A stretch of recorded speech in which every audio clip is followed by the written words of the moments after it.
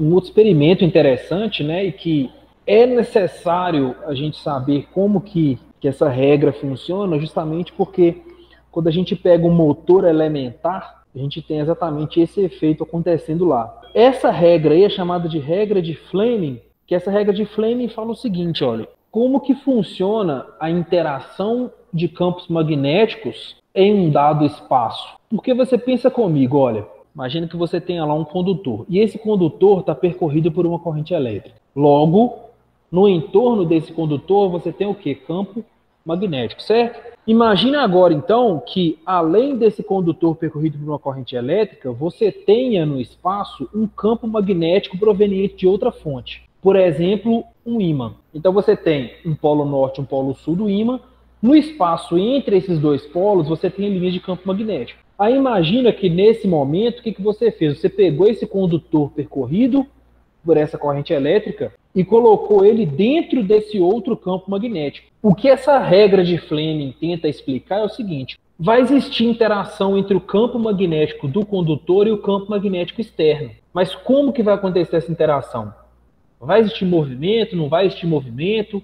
Se existir movimento, é em função de alguma força? Para onde que é essa força? Então a regra de Fleming, ela tenta deixar as coisas um pouco mais claras. Ela é simples, você faz com sua mão esquerda, igual essa imagem que está sendo mostrada aí. E nesse exemplo que foi dado aqui, que eu acabei de falar, né, o sentido do condutor seria o seu dedo do meio aí, o dedo indicador aí, ele fica apontando para a direção do campo magnético, e o dedão, o polegar aí, ele vai indicar a força que vai ser aplicada no condutor em função da interação dos campos. Olha só, imagine que você tenha um campo magnético assim, olha, você tem um ímã, tá? Polo norte aqui, polo sul aqui. Entre o polo norte e o polo sul, você tem aqui o que a gente chamou de linhas de campo, né? Assim? Então você tem aqui, olha, linhas de campo orientadas do norte para o sul, certo? Esqueça agora aquele ímã. Imagine esse condutor aqui, olha. Você tem um condutor, um formato qualquer de condutor, tá? E esse condutor, ele esteja mais ou menos assim. Beleza? Aí a gente supôs que nesse condutor, tá? Isso é um condutor, um cabo de cobre comum. A gente está supondo que nesse condutor eu aplique aqui uma tensão, mais e menos, e nesse momento passa a fluir nesse condutor aqui, olha, uma corrente I fluindo nesse condutor. Então, desse lado aqui eu tenho um campo magnético no espaço comum, tá? E aqui eu tenho um condutor percorrido por uma corrente elétrica. Bom, o que vai acontecer, ó, se eu tenho uma corrente elétrica nesse sentido, o que vai acontecer no entorno desse condutor? Campo magnético. Qual que é a orientação do campo magnético nesse condutor? O que eu posso usar para descrever? Regra da mão direita, exatamente. O polegar aí vai indicar o quê, então? Sentido da corrente. E os dedos indicam o sentido do campo, né? Assim? Nessa parte de cima aqui, olha, o campo magnético está saindo. Lembra que ele está em volta, hein? Do condutor. Nessa parte de cima aqui, riscado de roxo, o campo magnético está saindo do plano do quadro ou está entrando no plano do quadro? Ele está saindo desse ponto aqui, tá? E está chegando nesse ponto aqui. Então, como é circular, eu preciso que vocês imaginem aí que isso está em volta do condutor, tá? É como se estivesse fazendo isso aqui, ó. Nesse sentido.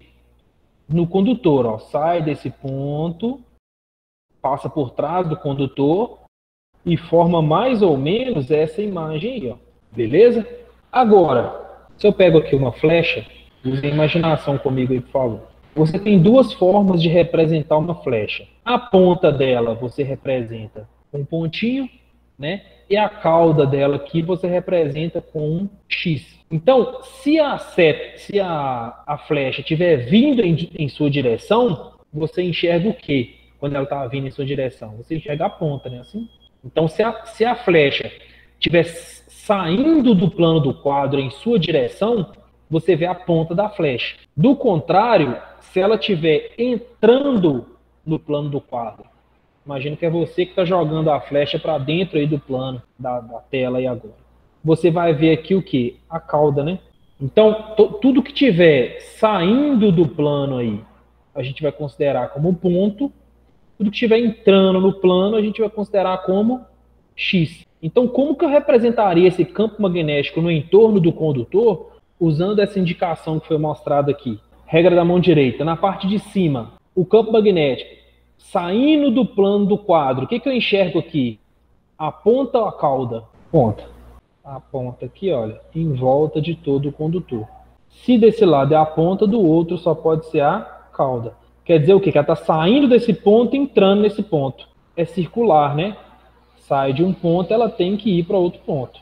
Essa seria a representação do campo magnético no entorno desse condutor. Agora, pensa comigo aqui, olha. Tá vendo essas duas partes aqui, ó? Essa parte e essa parte, que são as duas extremidades do condutor?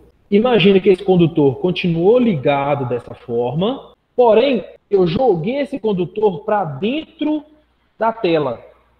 Quando eu jogo esse condutor para dentro da tela, o que eu passo a enxergar? Eu passo a enxergar um lado, aqui, olha, esse lado aqui é esse lado aqui, ó, e o outro aqui, né, que é esse lado aqui, ó. Ele continua interligado aqui, ó, de um ponto a outro. Então, para a corrente elétrica, funciona da mesma forma. O que ficaria nesse cara aqui, ó?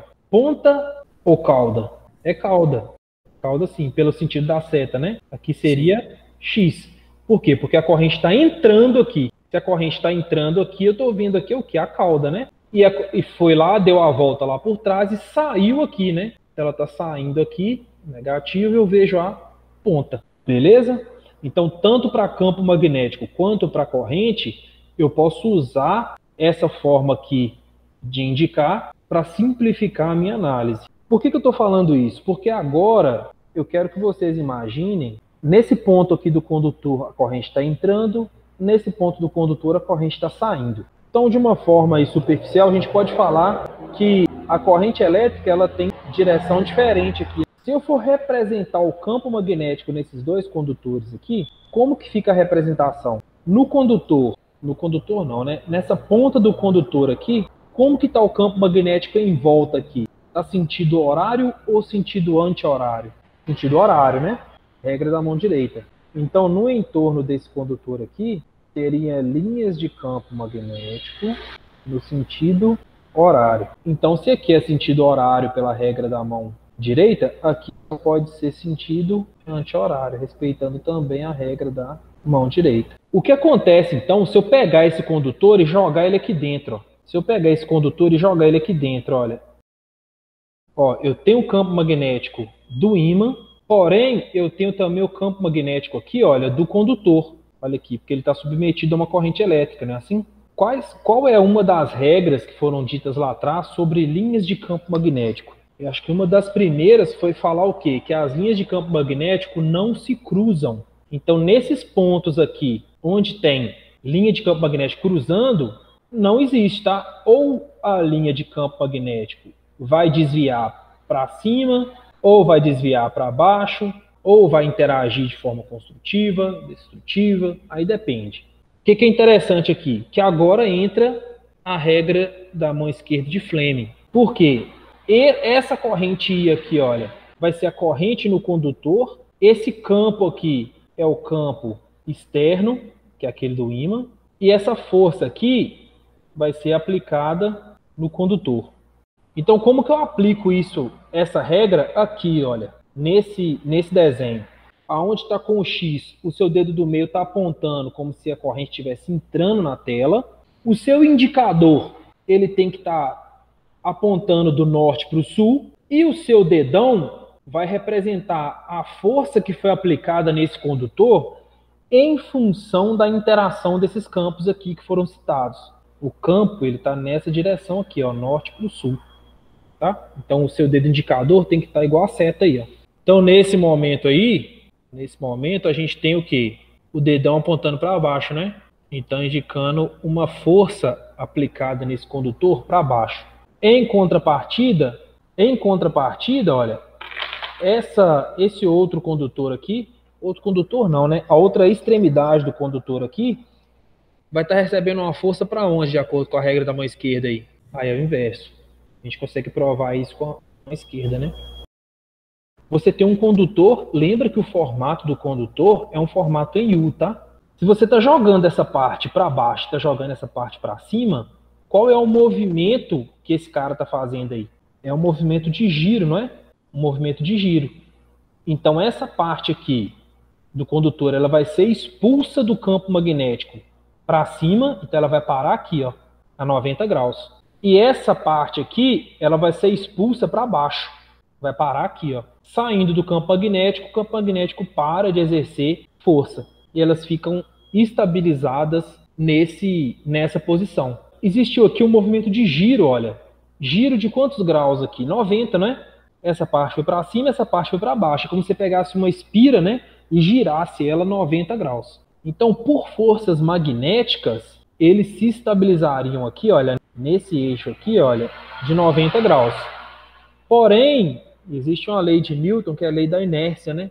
O que a lei da inércia fala? Que o corpo tende a permanecer no estado que ele está, não é assim? É claro que isso não vai acontecer sempre, né? Mas se você aplica um pequeno torque aqui em função do torque magnético, né? Aplica um torque mecânico e faz esses condutores girarem 90 graus, muito provavelmente vai existir uma inércia que vai fazer o quê? Eles continuarem caindo aqui, olha, caindo aqui até mesmo por gravidade. E quando esse cara aqui cair no campo magnético de novo, o que vai acontecer? Vai ser empurrado de novo, tá vendo? E assim vai. Então, por inércia, ele cairia aqui novamente, né, dentro desse campo magnético e receberia mais uma pequena contribuição. E ficaria esse giro manco, né? Então, o que eu posso fazer aqui? Encher esse negócio aqui de espira, né? Quando uma quantidade X de espiras estiver recebendo força para subir, outra vai estar aqui no ponto zero e outra vai já está recebendo aqui força para descer. Então, nunca vai existir um ponto nesse modelo inicial, se eu tiver várias espiras, né, em que todas as espiras ao mesmo tempo vão estar com força nula. Sempre uma vai estar recebendo força ou a outra vai estar recebendo força. Isso faz com que eu mantenha o que? O giro, e a gente consegue descrever nesse momento exatamente o princípio do motor elétrico. O motor elementar, ele funciona assim, interação dos campos, né? Um campo magnético proveniente da corrente elétrica, um campo magnético externo, né? E a gente consegue observar esse movimento de giro. Então é isso. Basicamente, assim, se tratando de princípios e conceitos eletromagnéticos, é mais ou menos assim que funciona.